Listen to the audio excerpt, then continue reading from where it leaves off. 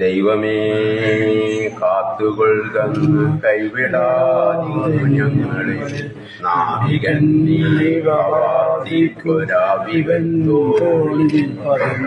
ൊന്നും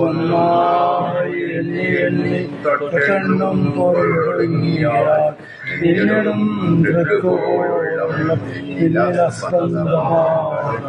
അന്യവസ്ത്രാതി രക്ഷിച്ചു ഞങ്ങളെ ധന്യരാക്കുന്ന നീ ഒന്നു തന്നെ ഞങ്ങൾക്കു ആഴിയും തിരയും കാറ്റും മാഴവും പോലെ ഞങ്ങളും മായയും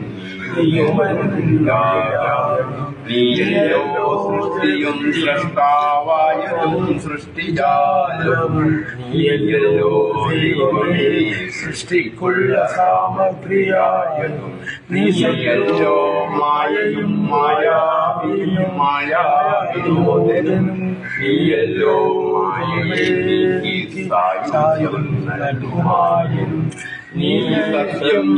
പരിശുദ്ധ ഇസ്ലാമിൽ മുസ്ലിമായ ഒരു മനുഷ്യൻ അള്ളാഹുവിനോട് കൂടെ മറ്റു ദൈവങ്ങളെ ആരാധിക്കുക എന്നുള്ളത് അത് വൻ ദോഷമാണ്, ഇസ്ലാമിൽ നിന്ന് പുറത്തു പോകുന്നതാണ്.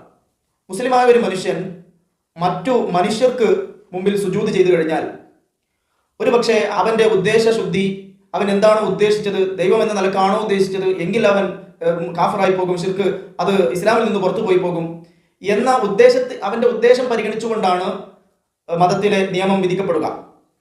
കാരണം നമ്മുടെ നബി മുഹമ്മദ് നബി സല്ലല്ലാഹു അലൈഹി വസല്ലം തങ്ങൾക്ക് മുമ്പ് വന്ന അമ്പിയാക്കളിൽ പലരുടെ നിയമത്തിലും സുജൂദ് ചെയ്തതായ സംഭവം കാണാൻ സാധിക്കും. മഹാനായ യൂസുഫ് നബി അലൈഹി സ്വലാമിന്റെ രക്ഷിതാക്കളും സഹോദരന്മാരും ഒക്കെ മഹാനവറുകൾക്ക് സുജൂദ് ചെയ്ത സംഭവം ഖുർആനിൽ പറയുന്നുണ്ട്.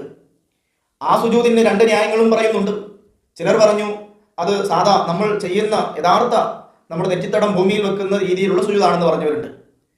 ചിലർ പറഞ്ഞു അത് കേവലം ഒരു കുനിയൽ മാത്രമാണ്, സുജൂദ് എന്ന പേര് മാത്രമേ ഉള്ളൂ. അതുപോലെ തന്നെ ആദം നബി അലൈഹി ഇസ്ലാമിന്റെ സംഭവം പരിശുദ്ധ ഖുർആൻ പറയുന്നുണ്ട്. എല്ലാ മലക്കുകളും ആദം നബി അലൈഹി ഇസ്ലാമിന് സുജൂദ് ചെയ്തിരുന്നു എന്ന്. ആ സുജൂദിന്റെ അവിടെയും ഈ രീതിയിലുള്ള ന്യായങ്ങൾ, അഭിപ്രായങ്ങൾ പറയാറുണ്ട്. അപ്പോൾ ഒരു മുസ്ലിമായ മനുഷ്യൻ അവൻ മറ്റൊരു മനുഷ്യന്റെ മുമ്പിൽ സുജൂദ് ചെയ്യുമ്പോൾ ബാഹ്യമായി അവനെ നമുക്ക് അവന്റെ ആ വിഷയത്തിൽ അത് കുഫ്റാണ് എന്നോ പറയാൻ പറ്റില്ല. കാരണം അത് ശുബ്ഹയുള്ളതാണ്. അതുകൊണ്ട് അവിടെ നാം അവന്റെ ഉദ്ദേശത്തിലേക്ക് നോക്കേണ്ടതുണ്ട്. അവിടെ അവൻ ദൈവം എന്ന നിലക്കാണെങ്കിൽ അത് കാഫറാണ്, കുഫ്റാണ് എന്ന കാര്യത്തിൽ സംശയമില്ല. ഇനി അവൻ ഉദ്ദേശിച്ചാലും ഇല്ലെങ്കിലും അത് കടുത്ത തെറ്റാണ്, വൻ ദോഷമാണ്. എന്നാൽ ഒരു ബിംബത്തിന് മുമ്പിലാണ്, ഒരു കല്ല്, ബിംബം എന്നിവകൾക്ക് മുമ്പിലാണ് ഇവൻ സുജൂദ് ചെയ്തതെങ്കിൽ അതവൻ ഇസ്ലാമിൽ നിന്ന് പുറത്തു പോകുമെന്ന കാര്യത്തിൽ യാതൊരു സംശയവുമില്ല. മഹാനായ ഇബ്നു ഹജർ അൽ-ഹൈതമി റളിയല്ലാഹു അൻഹു ആ കാര്യം വ്യക്തമാക്കുന്നുണ്ട്. അതായത് ഒരു മനുഷ്യന്റെ മുമ്പിലാണ് സുജൂദ് ചെയ്യുന്നത്, അല്ലെങ്കിൽ സുജൂദിനെ കുറിക്കുന്ന രീതിയിൽ അവൻ തഅദീം ചെയ്യുന്നത് എങ്കിൽ അവിടെ അത് വൻദോഷമാണ് എന്ന കാര്യത്തിൽ സംശയമില്ല. മറിച്ച് അവൻ ദൈവമാണ് എന്ന നിലക്കാണെങ്കിൽ അത് കാഫറായി പോകും. അല്ലാത്ത പക്ഷം കുഫ്റിലേക്ക് പോകില്ല, മറിച്ച് അത് വൻദോഷമാണ്.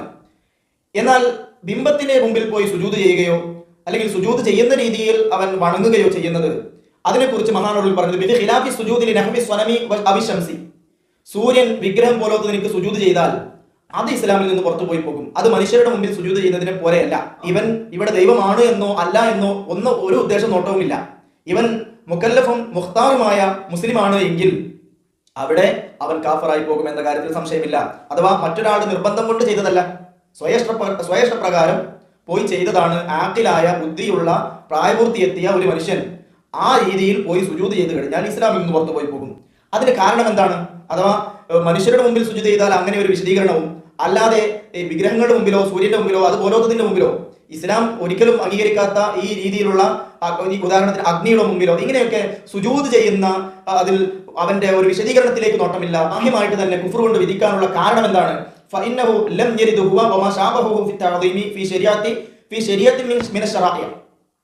നമ്മുടെ നബിയുടെ നിയമത്തിലോ അല്ലെങ്കിൽ നമ്മുടെ മുമ്പ് വന്ന അമ്പിയാക്കളുടെ ഒരാളുടെ നിയമത്തിൽ പോലും, അഥവാ ആദം നബി അലൈഹി സ്വലാം മുതൽ മുത്ത് നബി സല്ലല്ലാഹു അലൈഹി വസല്ലമ തങ്ങളുടെ വരെയുള്ള അമ്പിയാക്കളുടെ നിയമങ്ങളിൽ ഒരൊറ്റ നിയമത്തിലും ആദരിക്കാത്ത, അഥവാ ആരും തന്നെ സുജൂദ് ചെയ്യുകയോ അല്ലെങ്കിൽ സുജൂദിനെ കുറിക്കുന്ന ആദരവ് നൽകുകയോ ചെയ്ത സംഭവം ചരിത്രത്തിൽ എവിടെയും കാണാൻ സാധിക്കില്ല. അത്തരത്തിൽ ഒരു നബിമാരുടെ നിയമത്തിലും ബഹുമാനിക്കപ്പെടാത്ത അല്ലെങ്കിൽ അങ്ങേയറ്റം ആദരിക്കപ്പെടാത്തതായ വസ്തുക്കൾ, ദൈവം എന്ന നിലക്കോ അല്ലാതെയോ ആദരിക്കപ്പെടാത്ത, അതിന് മുമ്പിൽ പോയി വണങ്ങുകയോ സുജൂദ് ചെയ്യുകയോ ചെയ്യപ്പെടാത്ത വിഗ്രഹങ്ങൾ, അതുപോലെ സൂര്യൻ അല്ലെങ്കിൽ അതുപോലത്തെ അഗ്നിയോ അങ്ങനെ വസ്തുക്കൾ, അതിന്റെ മുമ്പിൽ പോയി സുജൂദ് ചെയ്തു കഴിഞ്ഞാൽ ഫലം യകുല്ലി ഫാഇലി ദാലിക ശുബ്ഹതൻ ലാ ദഈഫതൻ വലാ ഖവിയ, ആ പ്രവണതക്ക് ഒരു ന്യായവും പറഞ്ഞ് രക്ഷപ്പെടാൻ സാധിക്കുകയില്ല. അത് ക്ലിയർ ആയി കുഫ്ർ കൊണ്ട് വിധിക്കപ്പെടാവുന്നതാണ്. അഥവാ ഫകാന, അങ്ങനെ ചെയ്തു കഴിഞ്ഞാൽ ഫകാന കാഫിറൻ, അവൻ കാഫിറായി പോകും. വലാ നദറ ലി ഖസ്ദിഹി അത്തഖറുബ ഫീമാ ലം തരിദി ശരിഅത്തു ബിതഅദീമിഹി, ശരീഅത്തിൽ എവിടെയെങ്കിലും ഈ രീതിയിൽ സുജൂദ് ചെയ്യുകയോ സുജൂദിനെ കുറിക്കുന്ന ബഹുമാനം നൽകുകയോ ചെയ്യപ്പെടാത്ത വസ്തുവിനെ നാം ബഹുമാനിച്ചു കഴിഞ്ഞാൽ, ആ രീതിയിൽ ബഹുമാനിച്ചു കഴിഞ്ഞാൽ അവൻ കാഫിറായി പോകും. അവന്റെ ഉദ്ദേശം എന്താണ്, ഇതിനെ അവൻ ദൈവമായിട്ടല്ല അല്ലെങ്കിൽ ഞാൻ ആ ഉദ്ദേശത്തിലല്ല ചെയ്തത് എന്ന് പറഞ്ഞുകൊണ്ട് രക്ഷപ്പെടാൻ സാധിക്കില്ല. അങ്ങനെ ചെയ്തു കഴിഞ്ഞാൽ ഫകാന കാഫിറൻ, അവൻ കാഫിറായി പോകും. എന്നാൽ ബിഖിലാഫി മൻ വറദത് ബിതഅദീമിഹി, എന്നാൽ ഏതെങ്കിലും നബിമാരുടെ നിയമങ്ങളിൽ ആ രീതിയിൽ ഒരു ബഹുമാനിക്കപ്പെട്ടിട്ടുണ്ട്, അല്ലെങ്കിൽ ഒരു വിഗ്രഹത്തിന് മുമ്പിൽ കൈകൂപ്പിയോ അല്ലെങ്കിൽ സുജൂദ് ചെയ്തുകൊണ്ടോ അല്ലെങ്കിൽ സുജൂദിനെ കുറിക്കുന്ന ആരാധന ചെയ്തുകൊണ്ടോ ഏതെങ്കിലും നബിമാരുടെ അല്ലെങ്കിൽ ഏതെങ്കിലും അമ്പിയാക്കളുടെ ശരീഅത്തിൽ അങ്ങനെ ഒരു നിയമം ഉണ്ടായിരുന്നുവെങ്കിൽ അവിടെ ഒരു പക്ഷേ നമുക്ക് ശുഭയായിട്ട് പരിഗണിക്കാൻ പറ്റും. അതൊരു അവന്റെ ഉദ്ദേശ ലക്ഷ്യത്തിലേക്ക് നോക്കേണ്ടി വരും. എന്നാൽ ഒരു തരത്തിലും ഒരു നബിമാരുടെ, ആദ്യ നബി മുതൽ മുത്തുനബി സ്വല്ലല്ലാഹു അലൈഹി വസല്ലം തങ്ങളുടെ നിയമം വരെ ഒരു അമ്പിയാക്കളുടെ ചരിത്രത്തിലും ഒരാൾ പോലും ഒരു വിഗ്രഹത്തിന് മുമ്പിലോ സൂര്യന്റെ മുമ്പിലോ പോയി ദൈവം എന്ന നിലക്കോ അല്ലാതെയോ സുജൂദ് ചെയ്തതായിട്ടോ അല്ലെങ്കിൽ സുജൂദിനെ കുറിക്കുന്ന ആ രീതിയിലുള്ള ആ വായത്തു തഅദീം ചെയ്തതായിട്ടോ ഒന്നും ചരിത്രത്തിൽ നമുക്ക് കാണാൻ സാധിക്കില്ല.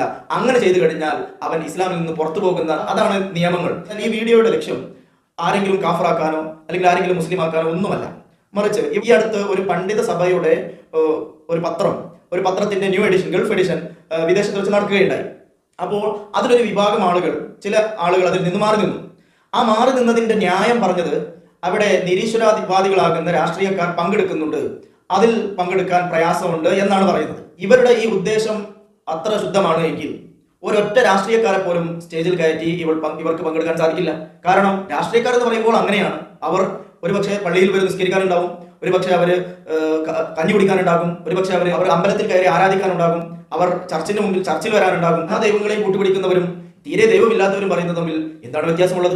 അപ്പോൾ ചുരുക്കി പറഞ്ഞാൽ ഇതൊക്കെ മറ്റെന്തോ ലക്ഷ്യങ്ങൾക്ക് പിന്നിൽ നടക്കുന്ന നാടകങ്ങളാണ് എന്നേ പറയാനുള്ളൂ. അപ്പൊ എല്ലാ രാഷ്ട്രീയത്തിലേക്ക് കടന്നു കഴിഞ്ഞാൽ അവിടെ ഹലാലും ഹറാമും ഒന്നും ഉണ്ടാവില്ല. എല്ലാവർക്കും ഒരേ നിയമമാണ് എങ്കിൽ പിന്നെ ഈ ദൈവം ഇല്ല എന്ന് പറയുന്നവരും ദൈവമുണ്ട് എന്ന് പറയുന്നവരും തമ്മിൽ എന്ത് വ്യത്യാസമാണുള്ളത്? അപ്പോൾ ദൈവം ഇല്ല എന്ന് പറയുന്നവരുടെ മജ്‌ലിസിൽ പങ്കെടുത്തിട്ടില്ല, അത് പങ്കെടുക്കാത്തത് എന്ന് പറയുന്നത് അത് കേവലം ഒരു പൊള്ളവാദമാണ് എന്നുള്ളതാണ് മനസ്സിലാകുന്നത്. അല്ലാഹു അഅലം. രാഷ്ട്രീയ നേതാക്കന്മാർ എന്ന് പറയുന്നത് അവരെ ഈ ഭൗതിക ലോകത്ത് ജീവിക്കാൻ ആവശ്യമാണ്. അപ്പോൾ അത് അവരെന്താണ് എന്ന് നമ്മൾ നോക്കേണ്ടതില്ല. കുരുടന്റെ വടി പോലെ ആ കുരുടന്റെ വടി അദ്ദേഹത്തിന്റെ ലക്ഷ്യസ്ഥാനത്തേക്ക് എത്താൻ ആ വടി ആവശ്യമാണ്. ആ വടി ഒരു പക്ഷേ നല്ല ടൈൽ വിരിച്ച സ്ഥലത്തും കുത്തും, അത് ചാണകത്തിലും കുത്തും, അത് ചിലപ്പോൾ മറ്റ് അഴുക്ക് സ്ഥലങ്ങളിൽ കുത്തും. ഇങ്ങനെ എല്ലായിടത്തും കുത്തിപ്പോകുന്ന ഒരു സാധനമാണ് വടി. പക്ഷെ അദ്ദേഹത്തിന്റെ ലക്ഷ്യസ്ഥാനത്ത് എത്തിക്കഴിഞ്ഞാൽ ഈ വടിയുടെ ആവശ്യം അദ്ദേഹത്തിന് വരുന്നില്ല. ഇതുപോലെയാണ് നമ്മുടെ നാട്ടിലെ രാഷ്ട്രീയക്കാർ. അവർ ഇതുപോലെ എല്ലാത്തിലേക്കും പോകും. അവർക്കൊരു പക്ഷേ അങ്ങനെയൊക്കെ ആയിരിക്കാം. അതൊന്നും നമ്മൾ നോക്കേണ്ടതില്ല. നമുക്ക് നമ്മുടെ ലക്ഷ്യം എന്താണോ വേണ്ടത് അത് ഇവരാൽ സാധിച്ചെടുക്കുക എന്നുള്ളത് മാത്രമേ നാം ചിന്തിക്കേണ്ടതുള്ളൂ. അതല്ലാതെ അവർക്ക് ദൈവം ഉണ്ടെന്നോ ദൈവമില്ല എന്നോ ഇതൊന്നും നമ്മൾ നോക്കേണ്ടതില്ല എന്ന് മാത്രമേ എനിക്ക് മനസ്സിലാകുന്നത്.